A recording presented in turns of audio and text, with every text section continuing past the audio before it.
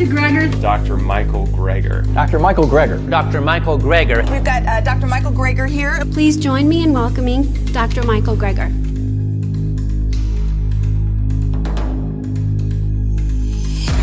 Dr. Greger, welcome to England. I'm happy to be here. Thank you so much. We really appreciate it. Let's get straight into it because I know you've not got a huge amount of time. Everyone wants to see you. Tell me a little bit about the progress in the plant-based movement recently.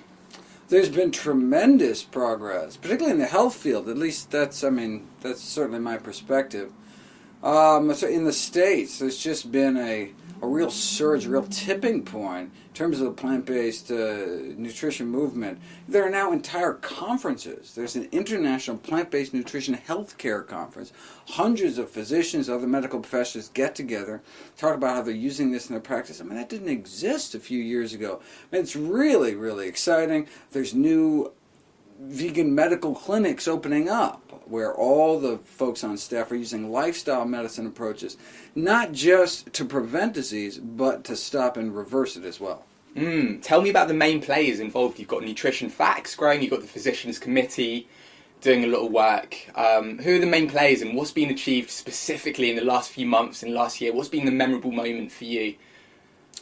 Well, so, a lot of people don't know about Scott Stoll, who started this, PBNHC, this plantrition project, this plant-based nutrition conference. He's been doing these immersion programs for Whole Foods for a long time now. He has a book coming out. Okay. I'm very excited about that. He's just had transformative experiences. He's just a physician in practice. There's people all over who've been doing this in their own little, hometowns. But it's just great to get so many people together, start networking. So there's wonderful resources out now, documentaries. We got a number of documentaries coming up, like The Game Changers and Eat Yourself Alive. And I mean, this is an exciting time to be in the movement. And I think, a lot of it is just there's so much, we're going to get there if only because the healthcare costs are spiraling out of control, right? Climate change. We're just going to be forced to have to take these, safe, simple, side effect-free solutions, cheaper, safer, more effective than conventional medical approaches, because we're talking about the leading killers, right? The leading cause of death. The good news is that the vast majority of premature death and disability is preventable with a plant-based diet and other healthy lifestyle behaviors. We have the power, we have tremendous power over our medical destiny and longevity. You talk passionately about the benefits of plant-based diet, particularly reversing heart disease. My old boss, he was a professor of epidemiology called Professor Tim Spector. He said he met Dr. Dean Ornish. Dr. Dean Ornish said the thing with the plant-based movement is you get the sense you're either with them or against them. We're going to talk about that in a minute. But also what he said was there aren't any large randomised control trials. He said, Dr. Dean Ornish, show me the large randomised... Why aren't there any? If we've known about this since Pritikin's day, where's the data, the large randomised control trials? Well, look, Ornish published his first RCT, randomized control trial, July 1990, in The Lancet, the most prestigious medical journal in the world. There it was, black and white, proving with quantitative angiography that we can reverse heart disease, open up arteries without drugs, without surgery, just a healthy plant-based diet and other lifestyle changes. There it was. Right? So we've known about it for decades, but there it was, published in some of the most prestigious medical journals in the world, The Lancet, JAMA, yet what happened? Nothing. Hundreds of thousands of people continue to die of a reversible, preventable disease. So it's being ignored. It's being lost down the rabbit hole and ignored. I said, well, wait a second. If effectively the cure to our number one killer could get lost like that, what else is there in the medical literature that could help my patients but just didn't have a corporate budget driving its promotion? I made it my life's mission to find out. That's why I started nutritionfacts.org, and that's why I wrote my new book, How Not to Die. What I find very interesting is you say the system needs to take on board this message, but the whole point of Nutrition Facts was to go round the system. Tell me a little bit about the democratization of information and the role that's played and why that's been good for the movement, I guess. When I started out, I started out ignoring the general public and going straight, trying to train the trainers effectively, going around speaking at all the medical schools in the States to try to, get the next generation of doctors educated. But then I realized that's a slow way about it. We don't have time. People are dying now. I don't need to, for another 10 years for them to kind of slowly take over the medical system. People are dying now. We need to take this directly to the people. And thankfully, thanks to the internet age, we now have this democratization of information. Now everyone has access. Before, the doctors had a monopoly on information about health. And so, big pharma, the food industry, all they had to do is get to the doctors. The tobacco industry, as long as they could get the AMA on board by writing them checks for $10 million, and so they came out opposed to the Surgeon General's report against smoking in 1964. As long as they control the doctors, they control the health message. No longer. Now, people can get to the science directly, educate themselves, and we can't wait until society catches up to the science because it's a matter of life and death.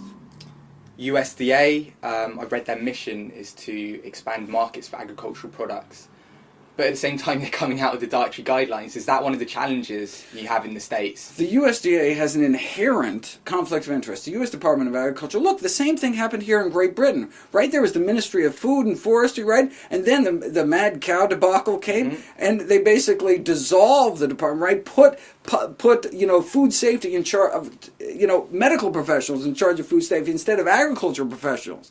Same conflict of interest exists in the States. U.S. Department of Agriculture has this dual mission to promote agricultural products. That's what they're there for. But also, we put them in charge of food safety, meat inspections, helping to come up with the nutrition guidelines. So when it comes to eat more messaging, the message is clear. Eat more fruits and vegetables. There it is, right there in black and white in the dietary guidelines. But what about eat less messaging? Then there's a conflict. So what do you get? Instead of eat less meat, eggs, dairy, junk, what do they say? Eat less saturated and trans fatty acids, things like that. Biochemical components, right? Because they don't want to mention foods because that's too politically unpalatable.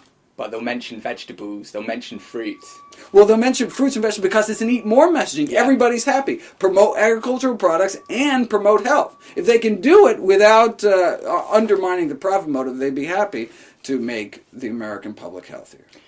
In your book, you use words such as drug lords, quite conspiratorial words, some would argue, when you're talking about the medical industry. I think I saw that in the preface.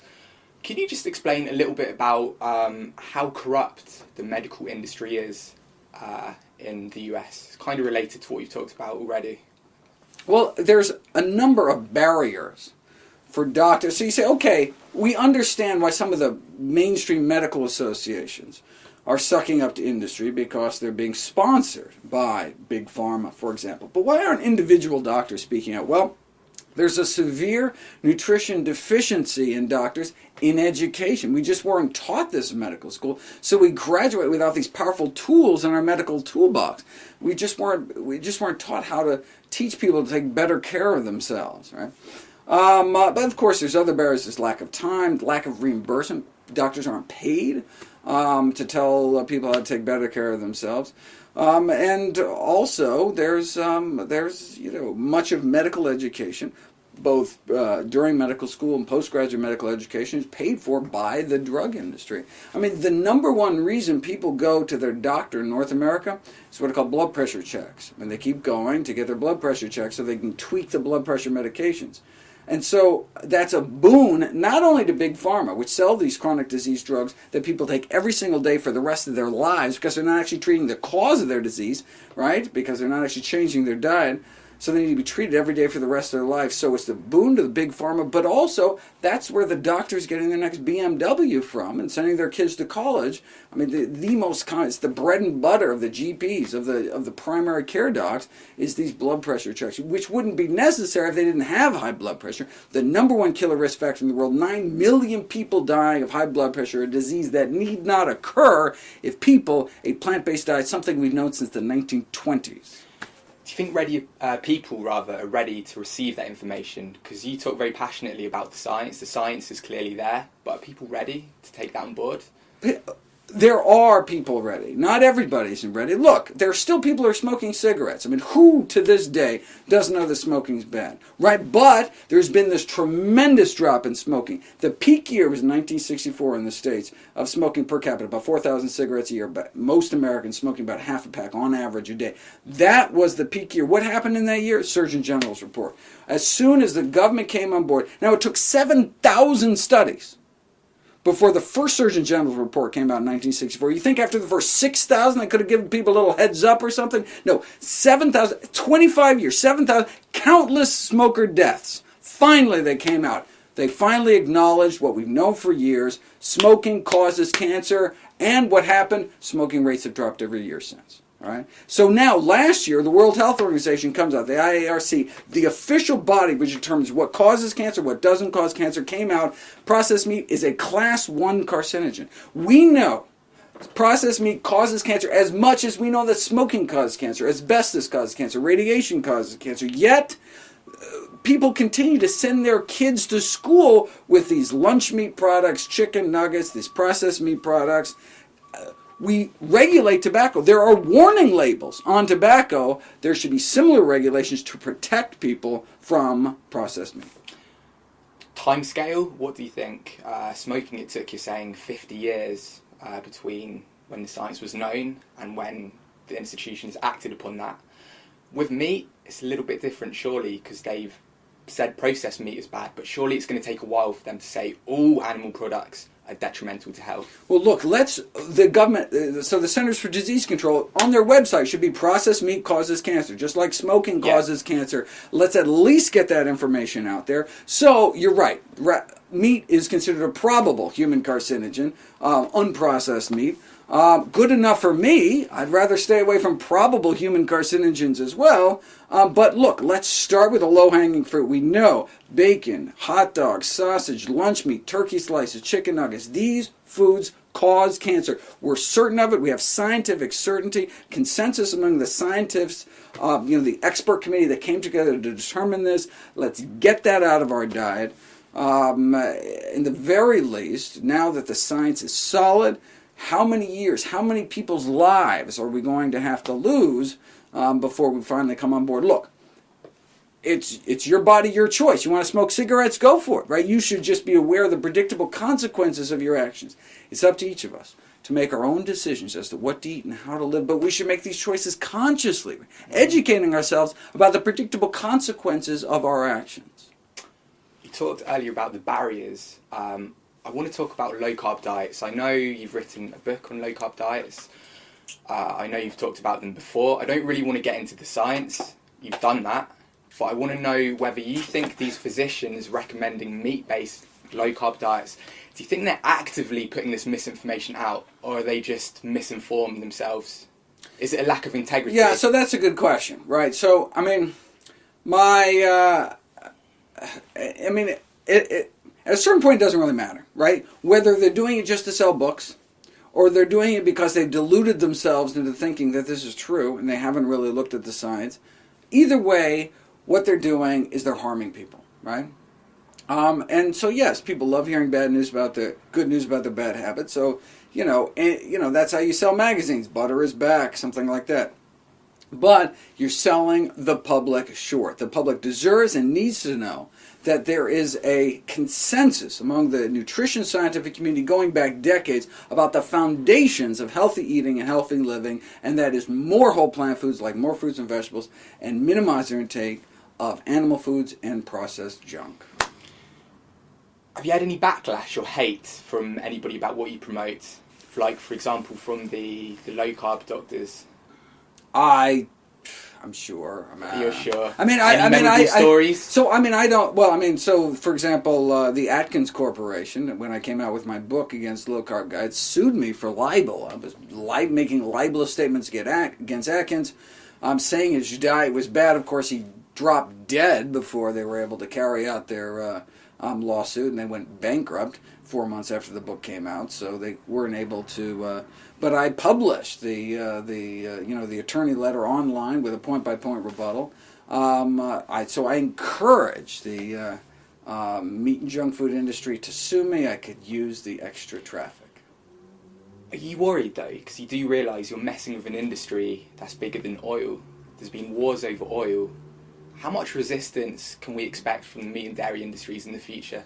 Well, look, the meat and dairy industry, they don't wake up every morning and say, how can we kill people, how can we kill animals, right? What do they wake up every morning and say, I want to make money, all right? So, very recently in the Meeting Place magazine, which is a leading industry meat publication, the cover story was on plant-based meats. It was on, Meat substitute market. Right, meat substitute market. And they're saying, look, we got the distribution, we got the machines, we got like the sausage-making machines. These vegan companies are taking away our market share. Let's get into this. It's like the dairy company, buying up Silk soy milk. They're putting out soy milk. They already got the distribution, they got the packaging, they got it all down.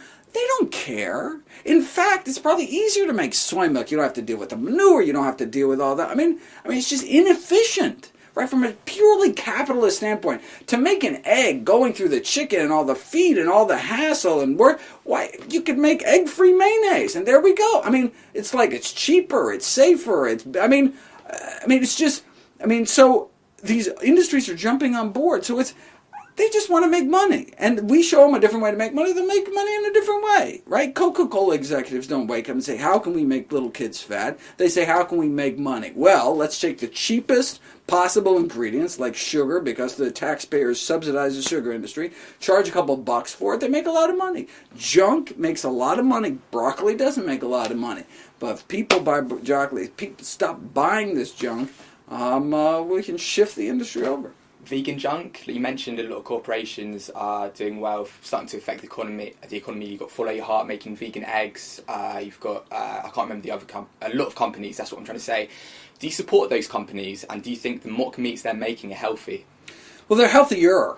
So certainly, I consider them transition foods. Great ways to get people to move over. Most people who have developed this palate to kind of the standard Western diet, they can't go straight to salads and lentils and sweet potatoes. I mean, it just wouldn't taste. It's just, they have a history. They've developed this certain kind of palate. So we can say, look, everything you enjoyed before, you can enjoy. You like burgers, we got veggie burgers. You like we got anything you want. You like ice cream, we got ice cream. Like anything. Okay.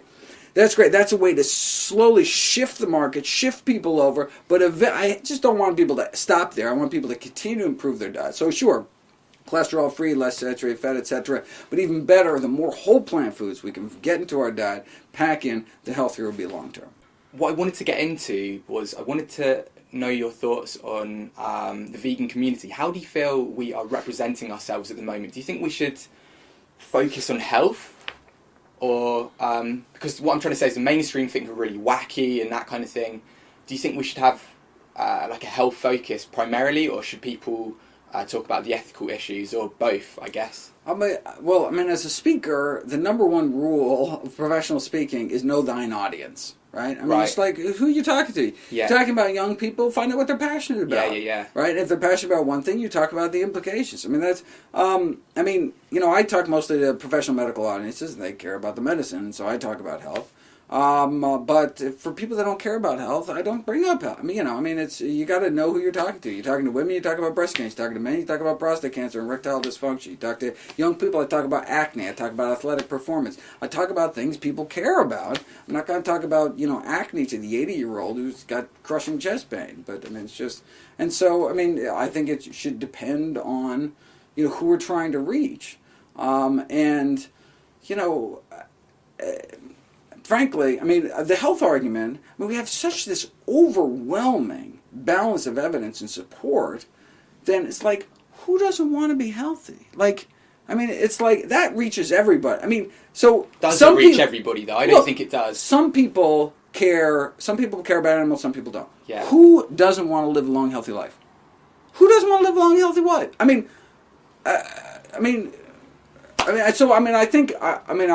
don't know. But look, I've got a bias. That's just my background. So you've got a bias. Do you think that affects your credibility? That you've got the whole vegan thing has come up on your Wikipedia page. It says, I'm playing devil's advocate here, Please. But on your Wikipedia page it says some people criticised you for cherry picking because you've got vegan motives. Have you tried to kind of cover up the whole animal thing because you want to keep that credibility and just make it health? Do you understand the question I'm asking? Yeah, no. It must be difficult because with no, medical, no, it's there's all nothing. evidence-based. There's nothing covering up. I mean, I Yeah. work for the Humane Society of the United States, the largest animal protection organization in the world. There's no. What am I covering up? I mean, I'm the director of public health Yeah. of the HSUS. But I mean, in terms of cherry, I mean, that's like the tobacco industry saying, you know, that American Cancer, and they've actually said this, American Cancer Society is cherry picking. They're only talking about the studies that smoking says is bad for you. We've got a stack of 100 studies, and they actually went to Senate subcommittee hearings, 100 studies that say smoking is not just harmless, but good for you. Why doesn't the American Cancer Society ever talk about all the studies showing that smoking is healthy for you? Because it's not a conspiracy. They're just talking about the overall balance of evidence. And they want to reflect what the balance of and the balance of evidence shows that smoking is bad for you. So that's what they present to the people. The same thing with a plant-based diet. The balance of evidence suggests that these are healthy foods, these are unhealthy foods. The more we can eat over here, the less we can eat over here, the healthier we may be. There's only one diet ever been proven to reverse heart disease in the majority of patients, a plant-based diet. If that's the only thing a plant-based diet can do, reverse a number one killer, a number two killer here in the UK, shouldn't that be the default diet until proven otherwise? And the fact that it can also prevent, arrest, or reverse other leading killers, type 2 diabetes, hypertension, would seem to make the case simply overwhelming. There's only one diet ever proven to do that. It's hard to cherry pick when there's only one cherry. I love how passionate you are about this. What drives that passion? When I see your nutrition facts videos, very, very passionate. When I saw you talking at the advisory committee for the dietary guidelines, I think a year or two ago, very, very passionate. What drives that passion, and have you had to sacrifice a lot? The passion, well, look, I mean, it's why anyone really goes into medicine. I mean, if people want to make money, they go to the stock market or something. People go into medicine, at least initially, because they want to take care of people. I mean, they want to help people. I mean, and that's the kind of spark I can kind of reignite among my fellow healthcare professionals. Is, that's why they went into this in the first place. But it's very frustrating to practice medicine these days because most of what you see in primary care is chronic disease, and people don't get better. You can slow down their diabetes, slow down their blindness and their kidney failure and their amputations. We don't make people better again, but now we have a tool. This plant-based diet, we can reverse disease, actually make people better. That's why we went to medical school in the first place, and that's why I think there's this big flocking migration to lifestyle medicine, right? Doctors making really second careers, moving from whatever they were doing, going into this because they can, it's just so much more satisfying to see people get better. I mean, that's, that along with this kind of, for me, it's this sense of just the justice. Like, the public is being lied to, right? There are big money commercial interests that are trying to twist the truth. It's like the tobacco industry. It's like today's tobacco industry. Twisting the science, misinformation. And this is not just like, my toothpaste is better than their toothpaste. Fine. Who cares, right? But when we're talking about people dying, so when the tobacco industry argues that smoking is bad for you, people die. Same thing happens now, where they're just trying to confuse the public such that people throw up their hands and eat whatever's put in front of them, right? That serves big business interests, that doesn't serve human health interests. And once I realized that there was this mountain of evidence, buried, hidden, it's there, published in the best journals, but there's no corporate budget. Some new study comes out saying broccoli is good. How are you going to hear about it? No news thing is going to cover it because it's not really news, right? There's no press release. There's no broccoli lobby. You'll never hear about it. It gets buried. What we need is someone to just say, look, here's all the science that's been sitting here. You hear about the new drugs, new surgical procedures. They've got big money to promote it, right? Drug industries spend more on promotion than they spend on R&D, than on research. They spend more on putting ads on TV to get people to buy their drugs, to market these drugs, spending thousands of dollars per doctor in the U.S. to try to convince people to take these drugs. Whereas we don't have that. If McDonald's spends $1 million a day to get people to eat their garbage, imagine if, the Apple board had $1 million a day. We would, and look, they got the science to back it up too, that it's actually healthy. So would he support that? Would he support a broccoli lobby? Because isn't that a bit, having a lobby is weird in itself. If we're going to subsidize food, yeah, we should subsidize healthy food. Now it's an open question. Should taxpayer money be going to making food cheaper? Okay, fine. But if there's going to be subsidies, it shouldn't go to, corn and soybeans to make cheap animal feed. It shouldn't go to the sugar lobby. It shouldn't go to the sugar industry. It should go to make fruits and vegetables cheaper. There's a number of European countries that have these free fruit programs for kids. Kids go into school and on their desk is a free piece of fruit, right? And why? Not only do they care about their kids' health, but it actually saves money. And because fruit and vegetable consumption is so powerfully health promoting, it actually reduces healthcare costs on a countrywide basis. Right? It actually saves the country money to give away free fruit because it's such powerful food as medicine. You're a role model to so many people. Who are your role models? Well, Pritikin really what started my mission in this. Nathan Pritikin, the 70s. Is he the godfather of the plant-based movement? Well, certainly in terms of kind of lifestyle medicine, he was, at least in the States. But look, a lot of that came from, where did Pritikin get his research from? Came from, Dennis Burkitt, who was an Irish surgeon. All these British kind of missionary hospitals set up throughout sub-Saharan Africa, discovering that these diseases just didn't exist. These chronic killer diseases like colorectal cancer and obesity and type 2 diabetes, they just weren't there. Ischemic heart disease, they just weren't. And so that was the first understanding, wait a second, these diseases aren't inevitable consequences of aging. These are lifestyle diseases. And we can reverse disease by putting people on the kind of diet followed by people that don't get heart disease.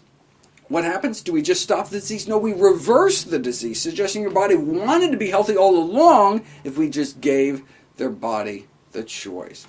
And so, these research goes back a century practically, but certainly Pritikin, Ornish, Esselstyn, Campbell, these are the real true greats in our movement. Talking about Esselstyn, he recently came out a few months ago and said medicine is on the absolute cusp of a seismic revolution in health. Do you agree with that? Absolutely, and we have to. Look, countries China can't afford a diabetes epidemic. They just can't pay for it. The state's going broke thanks to healthcare costs. And so, look, these large corporations, I think this kind of plant-based movement has an anti-corporate bias, but you need to realize some of these corporations are going to be leading the charge. They self-insure their employees. You have these big corporations. They pay the health insurance for their employees. And if you can prevent a few cases of diabetes, all of a sudden you did huge things for the bottom line. These are some of the companies like Kaiser Permanente that are really leading the charge because it's just going to make them money, right? It makes sense from the bottom line in terms of the kind of the health insurance industry saving money, and so what saves money also is healthier. And so same thing with like the egg-free mayonnaise. Hey, it's cheaper and it's safer and it's healthier. And and so when you have that kind of Venn diagram of it makes people money and it's healthier, well, then there you go. You've recently written a book. It was included on the latest New York Times bestsellers list. It was called How Not to Die. Are you scared of dying, Dr. Greger? Of course I'm scared of dying. I still have a lot of work to do. So I hopefully won't get hit by a bus. I do a lot of traveling. Traveling's not safe. I do a lot of driving. Driving simply isn't safe. I try to, I wear my, seat belts and bike helmets, practice safer sex and all this, but look, you gotta take care of yourself. I'm a little scared of the sleep medicine research because my sleep deprivation to get things done is impinging on that. I just try to pretend it doesn't exist, but...